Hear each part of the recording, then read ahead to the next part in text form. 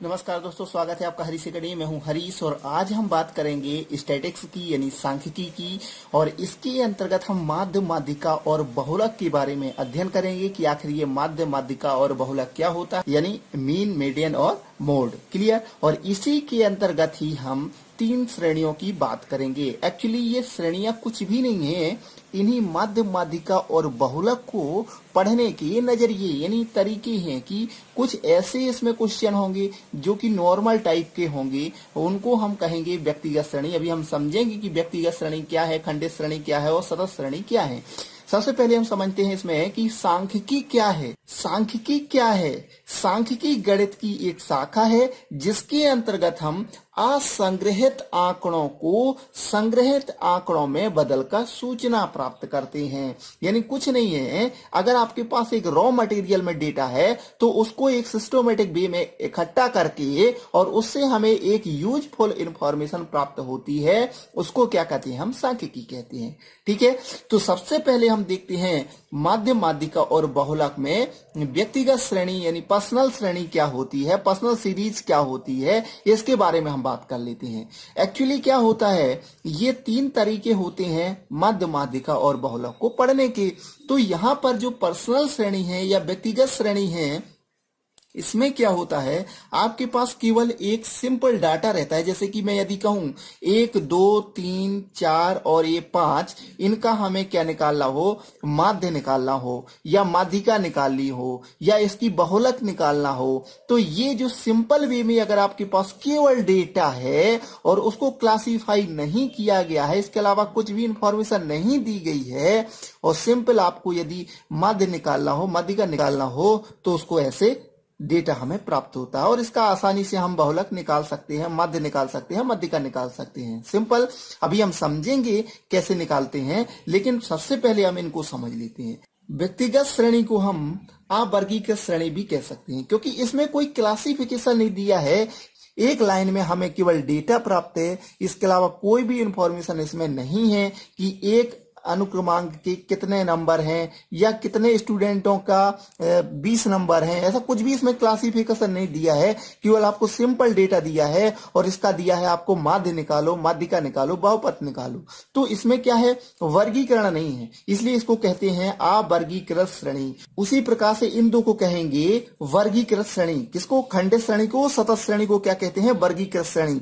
क्यों कहते हैं? क्योंकि देखो, खंडित श्रेणी में क्या होता है आपका, डिस्क्रीट श्रेणी में क्या होता है आपका, मान लीजिए आपके पास 10 नंबर हैं, 10 नंबर के कितने लोगों को प्राप्त है? 5 लोगों को। उसी प्रकार से अगर आपके 20 नंबर हैं तो 20 नंबर कितने लोगों को प्राप्त है? 7 लोगों को। उसी प्रकार से अगर 30 नंबर हैं तो 30 नंबर कितने लोगों को प्राप्त है? 15 लोगों को। और अगर 35 नंबर है, 35 नंबर कितने लोगों को प्राप्त है? 20 लोगों को। तो ये क्या है, हमने क्लासिफिकेशन कर दिया, वर्गीकृत कर दिया कि भाई 10 नंबर 5 लोगों को प्राप्त हुए हैं, और कह दिया हमने यहां पर कि 20 नंबर 7 लोगों को प्राप्त हुए हैं और 30 नंबर 15 लोगों को और 35 नंबर 20 लोगों को प्राप्त हुए हैं। तो ये क्या कर दिया हमने, क्लासिफिकेशन कर दिया। तो ये क्या कहलाएगा, खंडित श्रेणी या डिस्क्रीट श्रेणी। तो आप कहोगे भाई सतत श्रेणी क्या है, तो इसमें क्या है, सतत श्रेणी में भी इसी प्रकार से कुछ क्लासिफिकेशन होता है। 0 से लेकर के 10 नंबर कितने लोगों को प्राप्त हुए हैं? 5 लोगों को। अब 10 से लेकर के 20 नंबर कितने लोगों को प्राप्त हुए हैं? 7 लोगों को। अब 20 से लेकर के 30 नंबर कितने लोगों को प्राप्त हुए हैं? 15 लोगों को। और 30 से लेकर के 35 तक या 40 तक कह लें, कितने लोगों को नंबर प्राप्त हुए हैं? 20 लोगों को। तो इसमें क्या हुआ और इसमें क्या हुआ, दोनों में क्या डिफरेंस है ये देख लेते हैं हम कि ये भी क्या है, दोनों क्या है, वर्गीकृत श्रेणी ही है, लेकिन एक को कहते हैं हम खंडित श्रेणी और इसको कहते हैं सरल श्रेणी। तो ऐसा क्या होता है इसमें क्या होता है, ये निश्चित है कि भाई 10 लोगों को 5 नंबर प्राप्त हुए हैं या 5 लोगों को 10 नंबर प्राप्त होते हैं, कुछ भी। अब यहां पर हम लिख देते हैं प्राप्तांक, यानी ये नंबर क्या है, प्राप्तांक है, और ये क्या है, विद्यार्थियों की संख्या। ठीक है, मान लेते हैं हम थोड़ी देर के लिए, ये क्या है, विद्यार्थियों की संख्या, और ये क्या हुए हैं, प्राप्तांक हुए हैं। उसी प्रकार से यहां भी लिख देंगे हम प्राप्तांक, और ये क्या है, विद्यार्थियों की संख्या। तो यहां पर क्या होता है, यहां पर क्या है, बारंबारता दी है और एक निश्चित है कि भाई 10 नंबर 5 लोगों को प्राप्त हुए हैं, क्लियर। लेकिन यहां पर उसी चीज को अगर लिखूं तो ये क्या दिया मैंने कि 0 से लेकर के 10 नंबर के बीच में 5 लड़के हैं, मतलब इतने नंबर 5 लड़कों को प्राप्त हुए हैं। अब हो सकता है किसी के 9 नंबर हो, किसी के 1 नंबर हो, क्लियर। तो यहां क्या है, निश्चित नहीं है, क्या है यहां पर निश्चित नहीं है। और इसमें क्या है, वास्तविक डेटा प्राप्त होता है। इसमें क्या है, हम एक वर्ग अंतराल बना लेते हैं, जबकि इसमें क्या है, केवल पद है और उसका क्या है, बारंबारता दी होती है। यहां पर वर्ग अंतराल है और उसकी बारंबारता है। इसको हम एक तरीके से और देख सकते हैं, जैसे कि एक कंटिन्यूअस श्रेणी। कंटिन्यूअस का मतलब, अब देखो यहां पर जो डेटा है वो एक कंटिन्यूअस सीरीज में जमा हुआ है। जैसे कि 0 से 9 के बीच में कितने विद्यार्थी हैं, 5, और 10 से 20 के में 7, 20 से 30 के में 15 और 30 से 40 के बीच में 20। मतलब ये क्या है, तो ये क्या चल रही है, एक कंटिन्यूअस सीरीज चल रही है, इसलिए इसको कहा गया है सतत श्रेणी या कंटिन्यूअस श्रेणी, ठीक है ना, कंटिन्यूअस सीरीज, ठीक है ना। यहाँ पर जो खंडित श्रेणी है यानी डिस्क्रीट श्रेणी है, और यहाँ पर क्या है, एक निश्चित है भैया, 10 के 5 है और 20 के 7 है। ये 35 इस साइड भी हो सकता था, 20 इस साइड भी हो सकता है। ये क्या है, प्राप्तांक है, और ये क्या है, विद्यार्थी है। तो इसमें कोई क्रम नहीं है, और इसमें क्या है, एक सतत श्रेणी है, कंटिन्यूअस श्रेणी है, इसलिए इसको सतत श्रेणी बोलते हैं, क्लियर, ठीक है ना। तो इन दोनों में ये डिफरेंस होता है।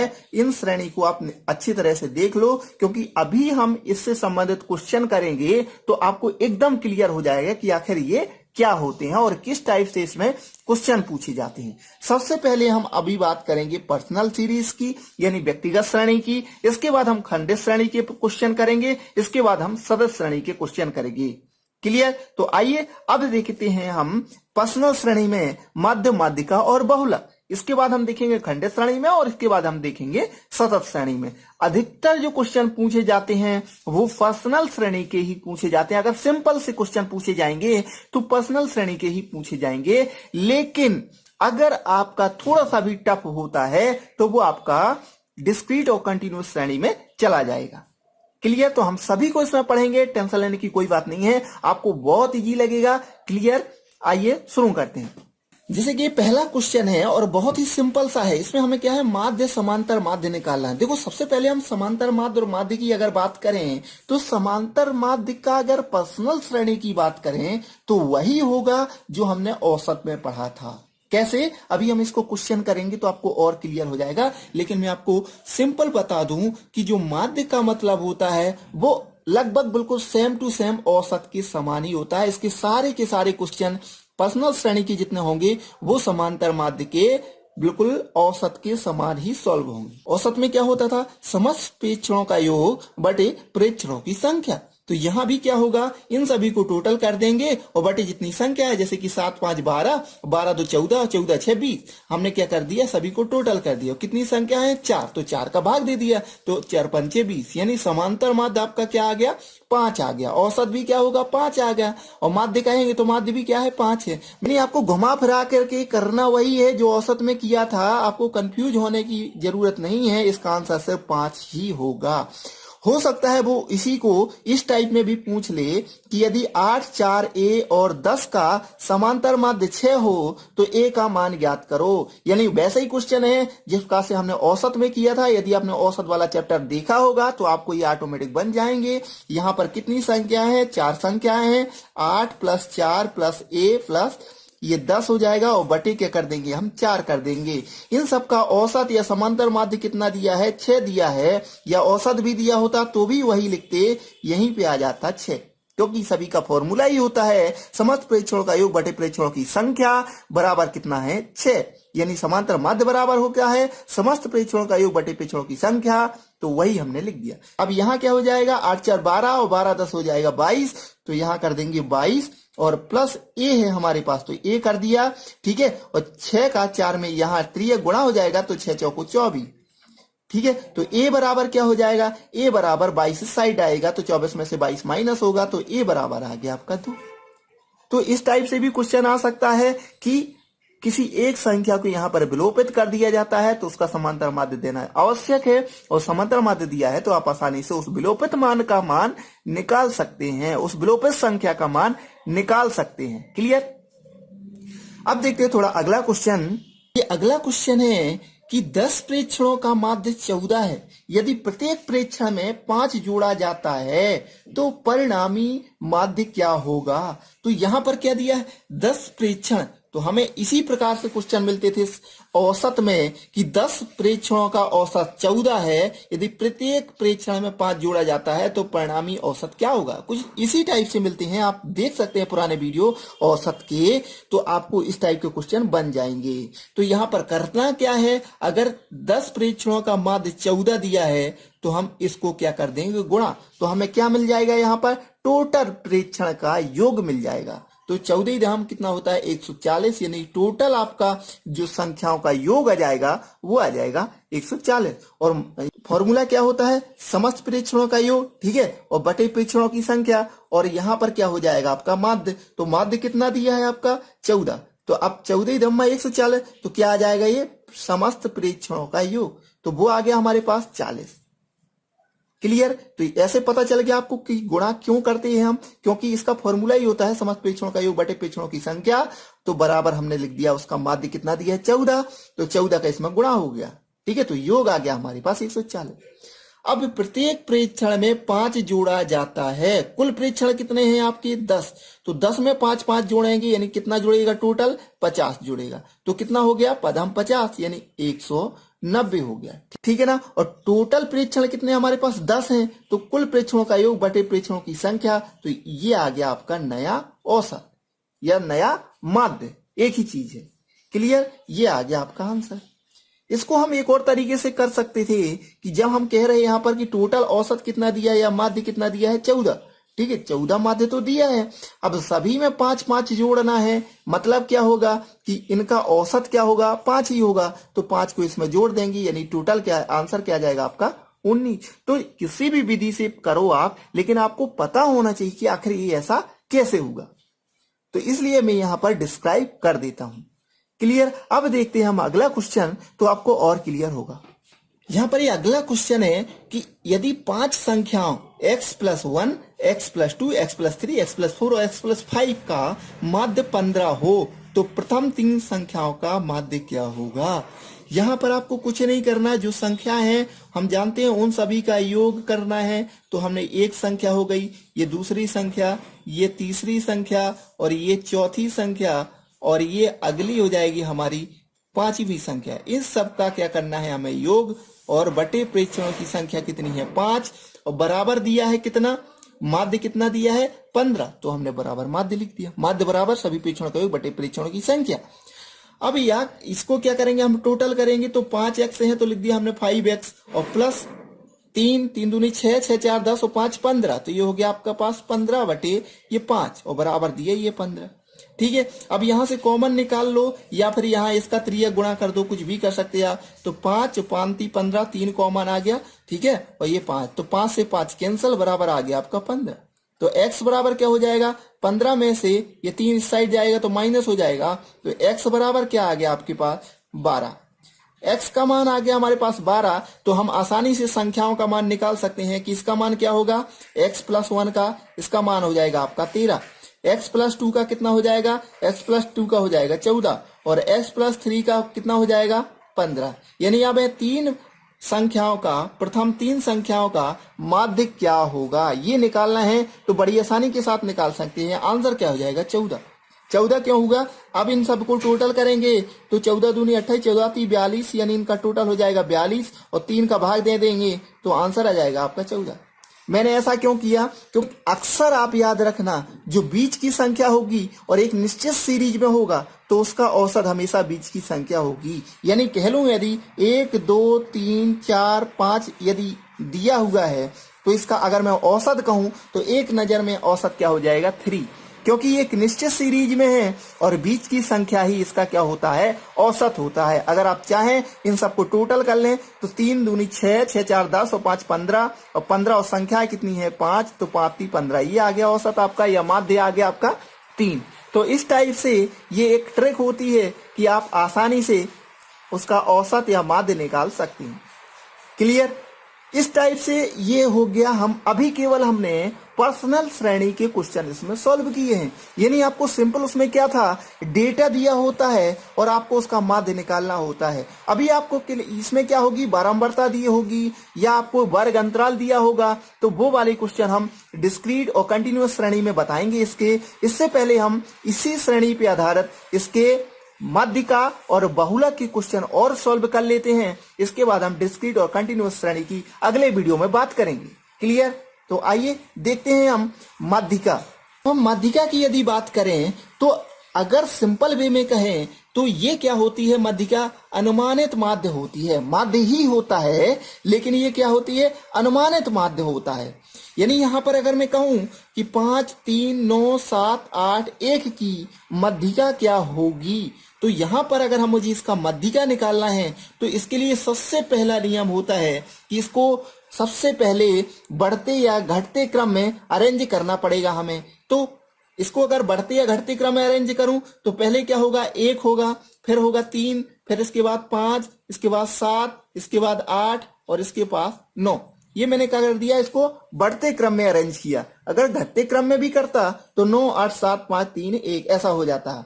इसके बाद हमें करना क्या है, दूसरा पॉइंट है कि इसके जो बीच के अंक होंगे वही इसकी माध्यिका होगी। अगर मैं यहां पर देखूं तो कुल संख्याओं की संख्या कितनी है, 1, 2, 3, 4, 5, 6। तो 6 में बीच का क्या होगा, ये दोनों संख्याएं क्या होंगी, बीच की संख्या होंगी। अगर संख्या मान लीजिए ये 9 ना होता, क्या होता है, 1, 3, 5, 7 और केवल 8 होता, तो इसमें बीच का पॉइंट क्या है, केवल 5 है। तो इसका आंसर क्या हो जाएगा, केवल 5। लेकिन अगर वो संख्याएं सम आ रही हैं, यानी बीच में संख्याएं कितनी आ रही हैं, 2 आ रही हैं। यहां पर बीच में संख्या क्या हो रही थी, इन दो को अलग कर दिया तो बीच में 5 हो गया। यहां पर बीच में क्या हो गया, इन 2 को अलग किया तो ये 2 बीच में आ गई। तो जो बीच में अगर डबल आती हैं तो हमें उनको क्या करता है, दोनों को टोटल करना है और 2 का भाग देना है। यानी 7 और 5 12, 12/2, यानी आंसर क्या जाएगा यहाँ पर 6 और यहाँ पर आंसर क्या जाएगा, यहाँ पर आ जाएगा 5। इसमें फॉर्मूले की बात करें तो फॉर्मूला कुछ नहीं, यही मिलके बना है कि यदि n बराबर क्या हो, सम हो, n बराबर क्या हो, सम हो, तो हमें क्या करना पड़ेगा भाई साहब, हमें क्या करना पड़ेगा, n/2 प्लस n/2 प्लस 1 और बटे 2 करना पड़ेगा। ये फॉर्मूला होता है जनरली। लेकिन फॉर्मूला आपको याद नहीं रखना, आपको सिर्फ इतना याद रखना है कि अगर बीच में 2 संख्या आ रही हैं तो दोनों को टोटल करके 2 का भाग दे दो। ठीक है, यदि संख्या बीच में 1 आ रही है तो वही उसका आंसर होगा। इसीलिए जो विषम का आंसर होता है, विषम का फॉर्मूला होता है वो यही होता है n + 1/2। मतलब n बराबर यहाँ कहाँ है, 5 है, तो 5 1 कितना होगा, 6/2। तो ये हो जाएगा आपका 3, तीसरा पद है ना, थर्ड नंबर का पद। तो ये थर्ड नंबर क्या है, 5 ही। और यहाँ पर क्या होगा, देखो n बराबर यहाँ क्या है, 6 है, तो 6/2 मतलब तीसरा पद, और 3/2, 6/2 मतलब 3 और 1 क्या हो जाएगा, 4, यानी तीसरा पद और क्या है, चौथा पद। इन सबको टोटल कर दो और बटे 2 का भाग दे दो, तो है आंसर वही। हमने क्या किया, 5 और 7 को टोटल किया और 2 का भाग दे दी। तो फॉर्मूला कोई अलग से नहीं बनता, मैं कई बार वीडियो में बता चुका हूं, फॉर्मूला हम खुद ही डिजाइन करते हैं और इस प्रकार से ये फॉर्मूला बना हुआ है। क्लियर? तो ये होगा माध्यिका की कहानी। अब हम थोड़ा सा इन दोनों में ये देख लेते हैं, कंपेयर कर लेते हैं कि मध्य और माध्यिका में क्या डिफरेंस है। हमने यहां पर कहा है कि अनुमानित माध्य होता है। कैसे, मान के चलो आपके पास संख्याएं दी हैं 1, 2, 3, 4 और ये 5, इतनी संख्याएं दी हुई हैं। अगर मैं कहूं आपको कि इसका माध्य निकालो, इसका माध्य ज्ञात करो, तो इसका आंसर क्या होगा, इन सभी को टोटल करेंगे। जैसे कि हम पिछले ही बताया था, इनके बीच का जो संख्या होती है वही माध्य होती है, क्योंकि हम इनको टोटल करेंगे तो 15 होगा और बटे इसमें 5 का भाग दे देंगे तो आंसर क्या जाएगा, 3। ये क्या होगा, समांतर माध्य। लेकिन अगर हम कहें कि इसकी माध्यिका क्या होगी, तो माध्यिका भी इसमें क्या होगी, 3 होगी। क्यों होगी, क्योंकि इस साइड से 2 संख्याओं को निकाल दें, इस साइड से 2 संख्याओं को निकाल दें, को आंसर क्या आ गया आपका, 3। लेकिन साहब यदि मैं इसमें एक संख्या और बढ़ा दूं, 6 कर दूं, ठीक है ना, तो अब क्या होगा साहब, इसका समांतर माध्य क्या होगा। हम इन सबको टोटल किया तो 15, 6 को और टोटल कर दें तो कितना हो गया, 15 और 6 कितना हो गया आपका 21। और 21 में से अब हमें 5 नहीं 6 का भाग देना पड़ेगा। ठीक है, तो 21 में जब हम 6 का भाग देंगे तो 6 दूनी 12, 6 का 18, तो कितना आ गया 3। सही 3/6, ये आ गया आंसर। ये क्या आ गया आपका समांतर माध्य। लेकिन अगर मैं माध्यिका की बात करूं, मुझे इसकी का माध्यिका निकालनी है, तो बीच में कितनी संख्या आ जाएगी, 3 और 4। तो क्या करूंगा, 3 और 4 को टोटल करूंगा और 2 का भाग दे दूंगा, तो 4 3 कितना होगा 7/2, यानी क्या हो गया 3 सही 1/2। और इसको मैं अगर काटूं तो 1 एकम 1 और 3 दूनी 6। मतलब आंसर देखो सेम आया, यहां भी आंसर वही, यहां भी आंसर वही, लेकिन यहां पर क्या था, एक श्रेणी में थी, निश्चित श्रेणी में थी, इसलिए आंसर सेम आ रहे थे। यानी कहने का मतलब यह है कि मध्य और माध्यिका सेम ही है, सिर्फ इसमें यह है कि इसमें अनुमानित माध्य निकलता है जब वो श्रेणी थोड़ी सी डिफरेंस होती है। मतलब क्या होता है, जैसे ये सीरीज दी है, अगर मैं इसका समांतर माध्य निकालूं तो हो सकता है थोड़ा अलग आ जाए, क्योंकि इसमें क्या है, एक सीरीज नहीं है। अगर सीरीज में चाहे मैं समांतर माध्य निकाल लूं चाहे मैं माध्यिका निकाल लूं, आंसर दोनों में सेम ही आएगा। क्लियर। तो कुल मिला के ये क्या है, माध्यिका क्या है, उसका अनुमानित माध्य है जिसमें हम कोई डिसीजन ले सकते हैं। अब हम बात करते हैं बहुलक की। क्लियर। अब हम बात कर लेते हैं थोड़ा बहुलक की। आखिर बहुलक होता क्या है, और हम बहुलक में भी पर्सनल सीरीज यानी व्यक्तिगत श्रेणी की बात कर रहे हैं, यानी हम केवल सिंपल क्वेश्चन देख रहे हैं, उसके बेसिक कॉन्सेप्ट को समझ रहे हैं कि आखिर बहुलक होता क्या है, माध्यिका होती क्या है और माध्य होता क्या है। ठीक है। अब बहुलक की अगर बात करें तो बहुलक क्या होता है, जिस अंक की बारंबारता अधिक होती है वह अंक बहुलक कहलाता है। अर्थात जो अंक अधिक बार आया हो उसे बहुलक कहते हैं। देखो इसके नाम से ही स्पष्ट हो जाता है, बहुल का मतलब ज्यादा बार अंक जो आया है वही क्या होगा, बहुलक होगा। जैसे कि एक सिंपल सा क्वेश्चन है, 15, 14, 19, 20, 14, 15, 16, 14 का बहुलक ज्ञात करो। तो यहां पर देखो 15 एक बार आया है और 15 एक, मतलब 15 कितने बार आया है, 2 बार आया है। ठीक है ना। और अगर 14 की बात करें तो 14 यहां है और यहां है, मतलब 14 कितने बार आया है, 3 बार आया है। तो ये हमने लिख दिया 3 बार। इसके अलावा कोई है क्या डबल में, नहीं है, तो इसका बहुलक क्या होगा, बहुलक हो जाएगा आपका 14। ठीक है, ये हो जाएगा इसका आंसर। सीधा सीधा सा है कि जो अंक ज्यादा बार आया हो वही इसका बहुलक होगा। क्लियर। हाँ, अगर लोग कहें कि अभी 14 3 बार आया है, यदि 15 भी 3 बार आए, तो यदि मैंने यहां पे लिख दिया 15, ठीक है ना, तो 15 भी कितने बार हो गया, 3 बार हो गया। तो अभी आंसर क्या होगा, तो ऐसा क्वेश्चन नहीं आता जनरली। आप किसी भी बुक में देख लीजिए, किसी अंक को डबल बार रिपीट नहीं करता, और अगर रिपीट करता है, सब रिपीट करता है, तो बहुलक क्या होगा, 14 और 15 होगा। अभी इसके लिए हम एक और फॉर्मूला भी होता है, वो खंडित और डिस्क्रीट श्रेणी में हम उसको पढ़ेंगे, लेकिन उससे पहले मैं आपको बता दूं कि इसका आंसर क्या होगा, जो संख्या ज्यादा होती है वही उसका बहुलक होगा। और अगर उसमें 2 संख्याएं हैं तो 14 और 15 दोनों आंसर आ जाएंगे। क्लियर। अब इसको हम रिलेशन समझ लेते हैं कि मध्य, माध्यिका और बहुलक में तीनों में क्या रिलेशन होते हैं और किस टाइप से इसमें क्वेश्चन और बन सकती है। क्लियर। तो आइए देखते हैं एक बार उस रिलेशन को। तो अब हम बात करने वाले हैं मध्य, माध्यिका तथा बहुलक में संबंध की। तो एक फॉर्मूला होता है आपका कि बहुलक जो होता है वो माध्यिका के 3 गुने में अगर माध्य के 2 गुने को माइनस कर दिया जाता है तो उससे बहुलक ज्ञात हो जाता है। यानी आपको अगर इस टाइप से क्वेश्चन आएंगे तो उनमें यही दिया होगा, इनमें 3 में से कोई एक चीज आपको नहीं दी होगी, बहुलक का मान दिया रहेगा, माध्यिका का मान दिया रहेगा, माध्यिका नहीं दिया, या बहुलक और माध्य दे दे, माध्यिका ना दे। तो इस टाइप से यदि एक कोई चीज गायब होती है तो उसका हम मान आसानी से निकाल देंगे, भले ही वो आपको इसमें कोई भी संख्या ना दें या कोई भी आंकड़े ना दें। जैसे कि यहां पर यदि किसी दिए गए डाटा का माध्य 40 तथा बहुलक 25 हो तो माध्यिका ज्ञात कीजिए। तो यहां पर क्या दिया है, माध्य दिया है और बहुलक दिया है, तो बहुलक के स्थान पर हम लिख दिया 25। ठीक है। इसके बाद 3 लिखा है, 3 लिख दिया। अब यहां पर माध्यिका नहीं दी है तो हम यहां पर माध्यिका ज्यों का त्यों वैसी का वैसे ही लिखा रहने दो। ठीक है। -2 और माध्य का मान कितना दिया है, माध्य का दिया है 40।